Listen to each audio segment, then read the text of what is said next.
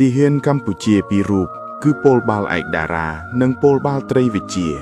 បានឈរយ៉ាងឯកោនៃមាត់ព្រៃព្រំដែនដែលខ្ទេចខ្ទីដោយមានសភាពនឿយហត់និងរបួសពេញខ្លួន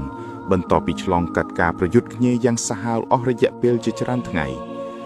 ខ្យល់អាកាសពោពេញដោយក្លិនផ្សែងនិងដីដែលផ្ទុះខ្ទេចខ្ទីហើយសូរសំឡេងកំភ្លើងធំពីចម្ងាយហាក់មិនដែលរលាយបាត់សោះឡើយនៅពីក្រោយពួកគេគឺជាភូមិខ្មែរតូចមួយ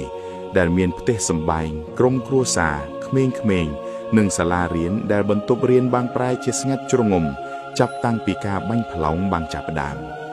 ពួកគេដឹងច្បាស់ថាប្រសិនបើពួកគេបោះបង់ពោះយាមនេះ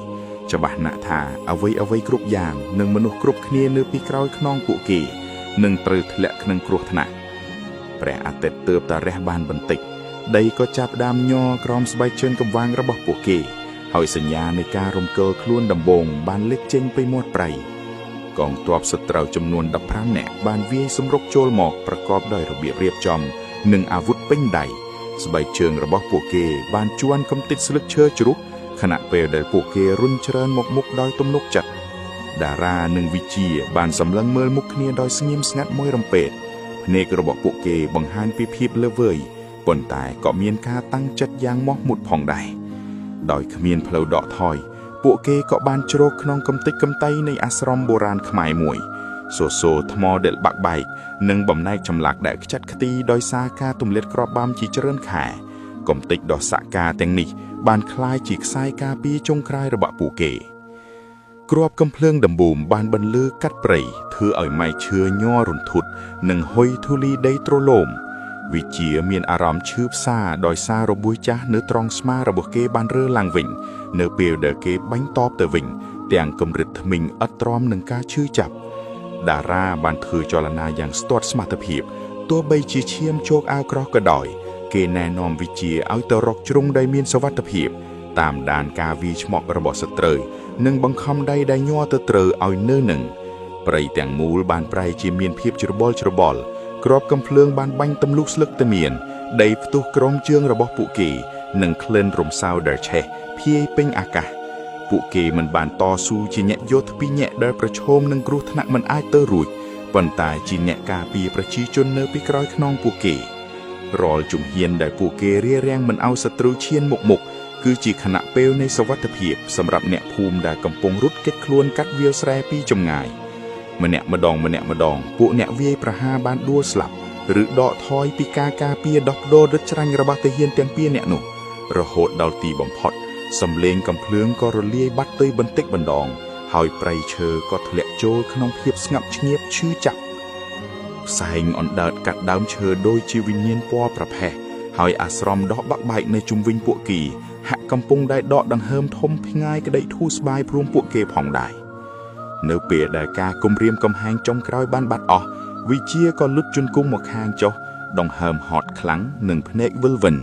តារាប្រៅខ្នងមកភាកនៅសសរដែលប្រេះបែកមួយយកដៃដែលញ័រទៅត្រើសង្កត់នៅលើរបួសដ៏ជ្រៅនៅចំហៀងខ្លួនពួកគេសម្លឹងមើលជុំវិញខ្លួនសត្រូវ15នាក់គឺជាចំនួនដ៏លើសលាប់ប៉ុន្តែពួកគេនៅតែមានជីវិតយើងបានស៊ូស្រាំហើយតារាបានខ្សែប្រាត់កែកម្រសម្ដីរបស់ខ្លួនឯងសូម្បីតែក្នុងពេលឈឺចាប់ពួកគេយកកម្លាំងដែលនៅសល់ជួយគ្រៀងគ្នាទៅវិញទៅមកមួយជំហានម្ដងមួយជំហានទាំងការឈឺចាប់ដើរផ្អែកត្រឡប់ទៅកាន់ជួរកងទ័ពកម្ពុជាវិញដំណើរនោះមានអារម្មណ៍ថាគ្មានទីបញ្ចប់ស្បែកជើងបានអួសកាត់ធូលីដីនៅស្លឹកឈើជ្រុះជើងរបស់ពួកគេចង់ដួលរលំនិងរាល់ដង្ហើមចេញចូលគឺជាការតស៊ូមួយនៅពេលដែលពួកគេដល់តំបន់ដែលមានសុវត្ថិភាពទាហានផ្សេងទៀតបានប្រញាប់ប្រញាល់មកលើកពួកគេក្រាំងទៅកាន់កន្លែងសុវត្ថិភាពទាំងក្តីតក់ស្លុតនិងមិនចង់ជឿឡើយ